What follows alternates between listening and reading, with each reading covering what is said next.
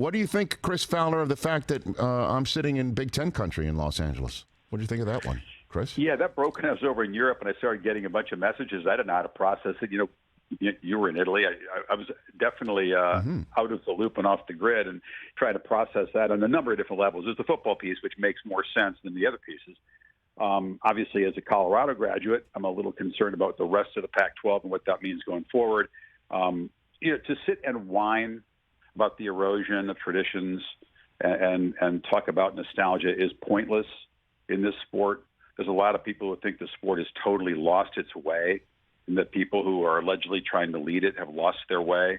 I don't spend a ton of bandwidth on that because, I'm there to call the game that's in front of me. I do think it's intriguing. I mean, listen, I'm not going to sit here and tell you that USC going to the Big House or the Horseshoe or these Big Ten teams playing regular season games out at the Rose Bowl, the Coliseum. That's cool. That's intriguing to me. Makes no sense in the other sports besides football, but football dominates. It's about dollars. We know that. It's a couple of years before it's going to happen. But yeah, I mean, I'm not going to sit here and sound like a cranky old man about the traditions of the sport.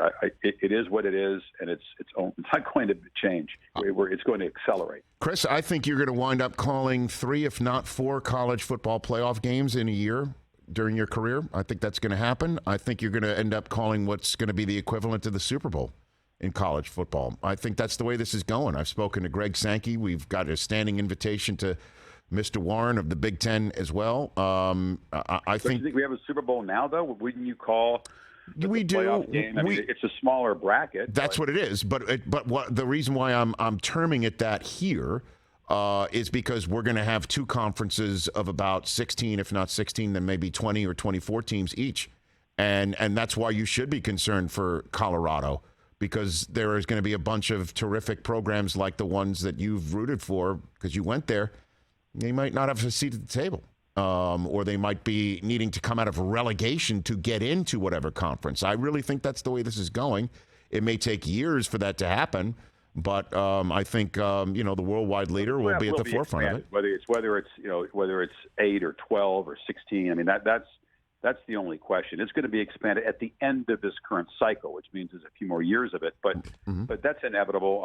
I hope you're right. I hope if it expands, we continue to have a dominant position. But I think you have to consider 2 things. One, are you just going to keep adding games on to the end of the season and another layer and another layer? It's 15 games for the 2 teams that are playing in the championship game now. If you expand that, what is it going to be, game 17? I mean, if you're a player, you damn sure better think about coming after some of that money and not being content with NIL. If you're going to expand the playoff, it means a lot more money. It means.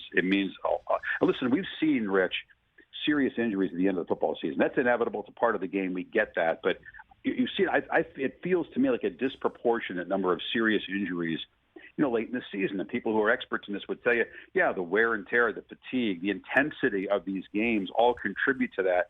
And I have my concerns. I mean, if you want to eliminate a regular season game, if you want to eliminate the conference championship games and pare down that piece of it at the same time you expand the playoff, okay, that's a different equation. That makes more sense to me. If you're just going to add on games at the end of the season, another layer and another layer, and you're doing it for money under the veil of inclusion, which I think is a noble cause. Inclusion is great.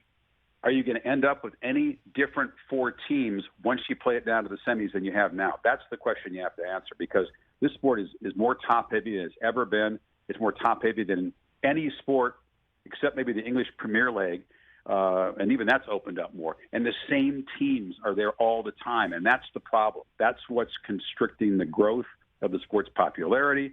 It'll be cool to have more teams in playoff contention down the stretch, but if you go to an expanded format and you end up with Bama, Ohio State, Clemson, Georgia, I mean, the same teams in the semis, what have you really accomplished? You're not changing who wins the championship. You're just throwing another layer of playoffs in so teams can say, hey, we made the playoff.